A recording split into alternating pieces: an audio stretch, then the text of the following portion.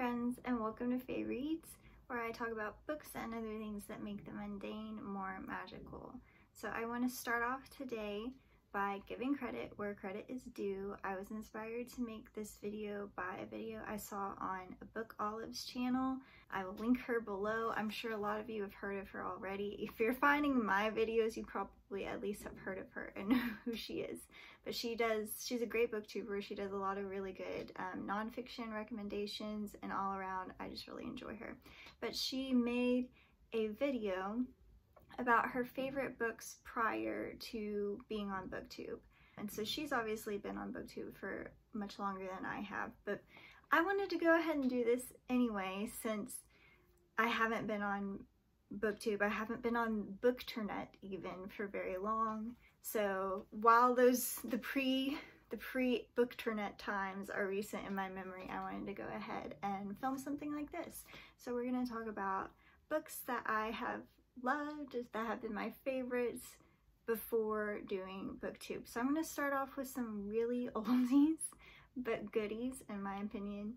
These are things I read in my childhood, like middle school, maybe even elementary school, that I barely remember, but I added them on Goodreads, so I know I for sure read them at some point. We're going to start with the first one. The first one is Midnight Magic by Avi, and I'll be honest, I don't remember a whole lot in terms of the plot, but I remember seeing it in the library at school and being very struck by the cover. It has a very medieval looking cover, and I remember being struck by the atmosphere that the author created in the story, and it was just very mysterious, and it felt very grown up for me at the time. And so I don't know, it would be interesting to reread it at some point. Maybe I can get to that and see if it stands up, if it holds up. But at the time, it made me feel very grown up, and I think it was one of the first books to really get me excited about mysteries and explore the mystery genre, and got me into movies and things like that. The next book is one I read in middle school. It's Chasing Redbird by Sharon Creech. This is a story about a girl, and I remember she goes like treasure hunting, and she lives in the countryside, and she has like this own like world to herself basically. And again, the details are getting fuzzy with time, but I remember there being a romance, and I was really struck by the romance.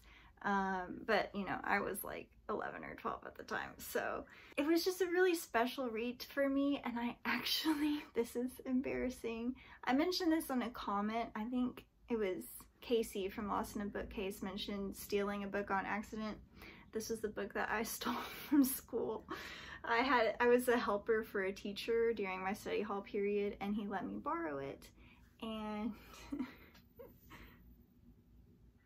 the neighbor is leaving. I don't know if they saw me or not. Anyway, he let me borrow the book, and I took it home and I read it and I reread it, and I loved it so much. And then when the school year ended, I forgot to bring it back to him. So, oops, I'm a little book thief. But I have repented, and I haven't stolen a book since then. So, you know, if any police are watching. Another old book that I have to mention is, of course, Howl's Moving Castle by Diana Wynne Jones. I think I read it for the first time from the library, and I remember reading the sequel novel. I think I owned the sequel, but I don't know if I ever owned the first book. But I do actually, right here, recently I was given this really cool retro audio book. It's got CDs, you know, multiple CDs. You have to flip through the different parts. But yeah, a coworker knows how much I love Howl's Moving Castle, and she happened to have this, or she found it at a book sale or something and gave it to me. So I'm grateful. I have recently listened to this, well, within the year. So it's fresher in my mind. I love the Miyazaki movie as well, but they are very, very different. But just, if you don't know, it's a fantasy story about a girl named Sophie, and she ends up being cursed by a witch, and she ends up working for a local wizard, Howl, and it gets complicated. Now I don't know if I'm getting the book and the movie confused because it's all blurring together.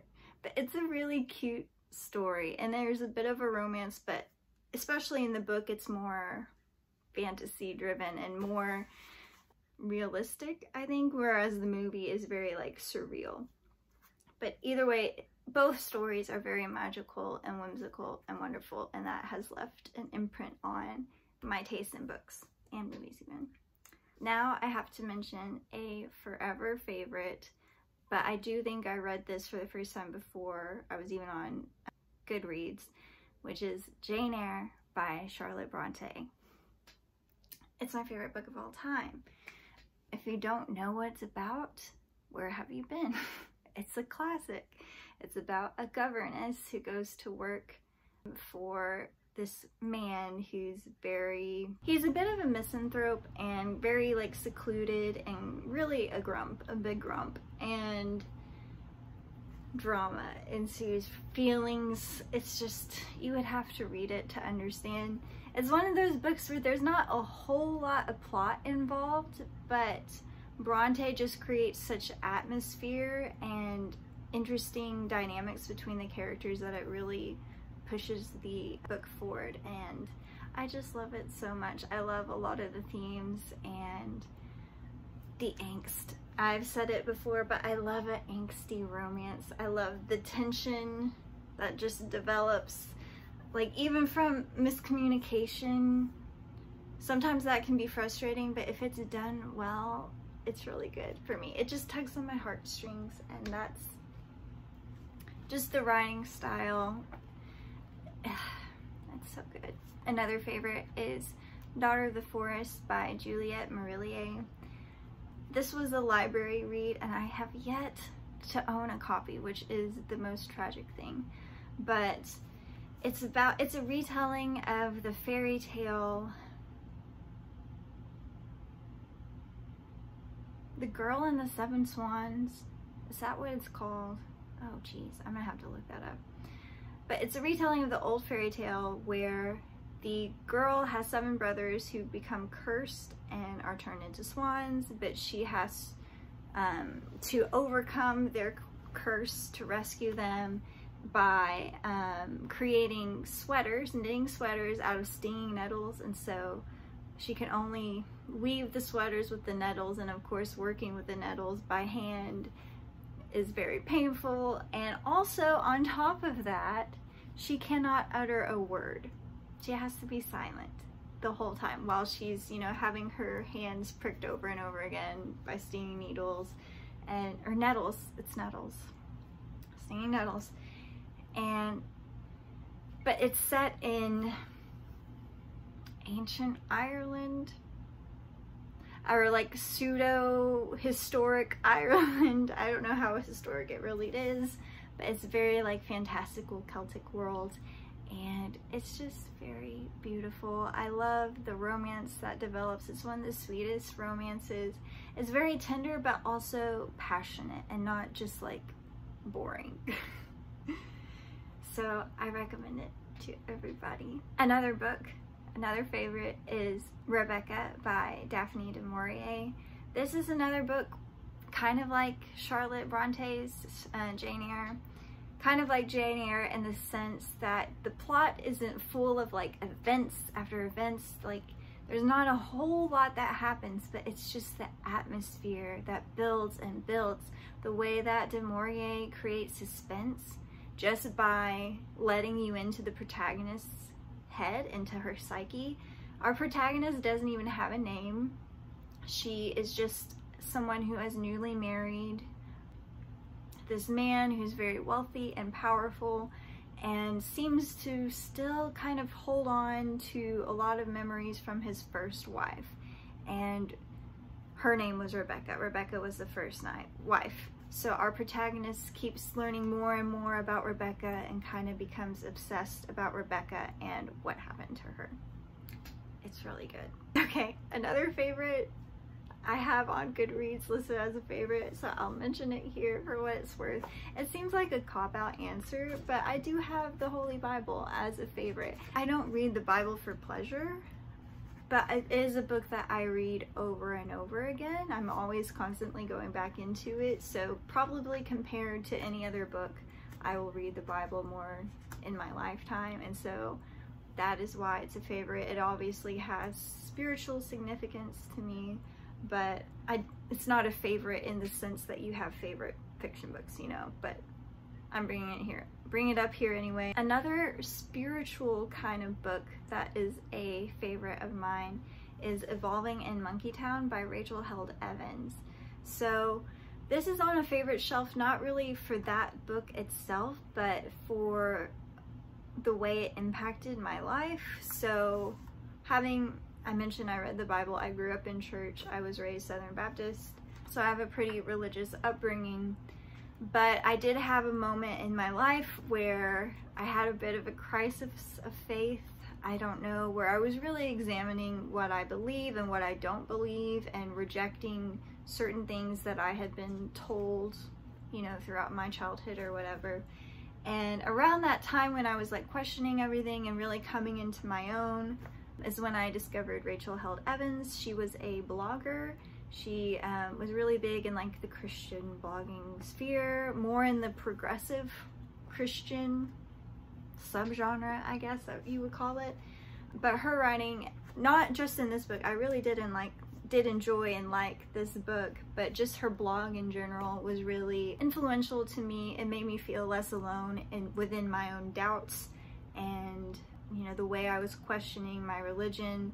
And she really was one of the people who helped me be able to reconcile those things, where you can have doubts and you can have things that you reject and disagree with while still believing that there's something sacred and special out there.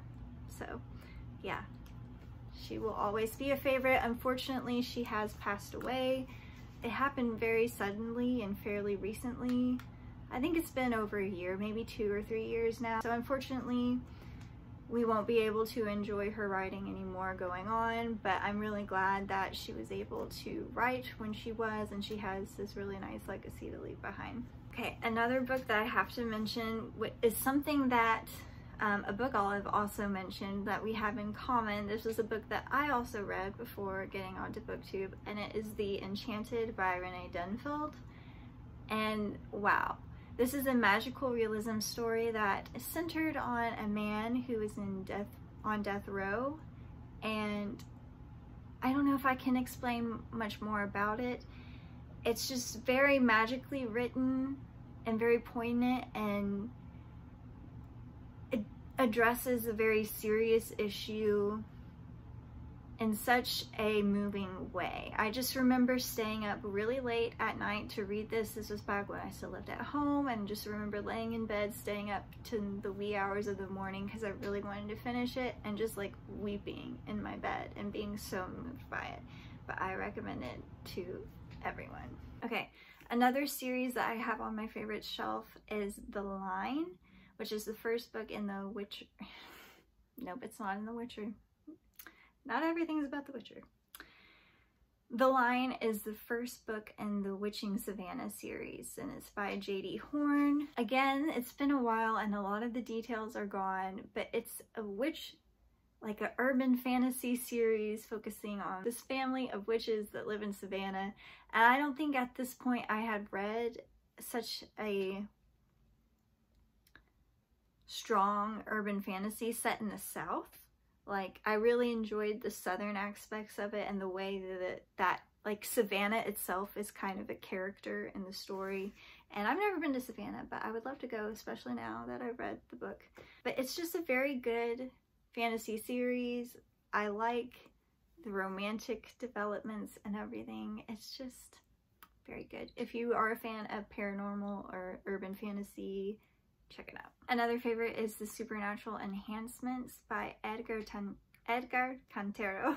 This is a story about 2 young people who inherit a haunted mansion, and it just gets weird. It's more than a typical ghost story. It's kind of turns into this weird occult treasure hunt thing, and it's just a very wild journey, and there's so many details that I've forgotten now. I really need to reread it, but I do remember the ending, and being blown away by the ending is something I still think about, and I really need to revisit that book. But yeah, if you haven't checked out the supernatural enhancements, especially if you like mysteries, if you like weird, if you like a bit of supernatural in your stories, check that one out. Okay, this is a favorite that I added more recently, and I really love it, and I can remember a lot of it, is Little Weirds by Jenny Slate. So Jenny Slate is the same famous actress from SNL and many other movies.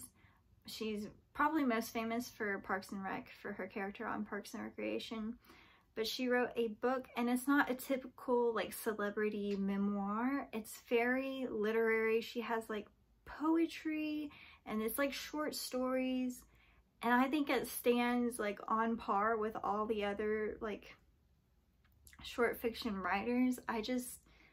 I love it, but it's also very funny because she is a comedian, and I love her sense of humor. She's one of the funniest people alive to me. So it was like equal parts funny and poignant and like good. It's just good, okay? Okay, I'm going to try to quickly add a few favorites that I have yet to add to my Goodreads shelf, but like upon reflecting, these are probably other favorite books that I should add, or favorite series. And the first one that I'm going to mention, if you watch my other videos, this will be no surprise, the October Day series by Sharon and McGuire. At this point, it's my favorite series of all time. I love it so much. It's about a changeling who is also a private detective. She had been kind of sheltered or estranged from the fairy world when all of a sudden she's asked to work in this case that drags her back into the fairy world, and it just builds from there. It's just so good, and it has a really good romance. If you like shape-shifting catmen and leather pants, that's the one for you. It's sexy though, it's not weird, it's sexy, okay? Another series that has been a favorite is Unholy Ghosts by Stacia Kane. This is probably my favorite urban fantasy, paranormal fantasy story that I've read, or series that I've read. It's about this girl. It's basically in a world where ghosts are real, and she is sort of a ghost investigator. It's just really good, and it has one of the best romances that I've ever read, and I love it so much. But trigger warning, it's fairly dark in that she is an addict. I'm pretty sure the addict, or the drug that she's addicted to, is a fictional one. I think the author presents that part of her personality. Those are my cats. I think the author presents that part in a very realistic way that doesn't shy from the negative aspects of it. But to me, it still felt very sympathetic and kind. But I've seen some criticism of how she's handled that. And if that's in any way triggering to you, please avoid it, or at least check it out before you. Finally is a series from MJ Haag, I think is how you say that. It's a Beauty and the Beast retelling. I forget the name of this series, but they all start with the letter D. It's like Deception, something, Depravity. They all start with the letter D, but Depravity I wrote down as my favorite because it's my favorite within the trilogy. It's a Beauty and the Beast retelling, and it's just really good. It's not really exceptional in like putting a twist on the story. I don't know what it is about it that made me love it so much. And it's another one of those things where there's not a whole lot in terms of the plot except for the interactions between the Beauty and the Beast characters. But for me, it was just done so exceptionally well that it carried me through 3 novels.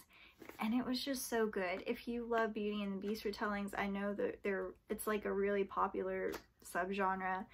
If you haven't checked out MJ Haag, you definitely should.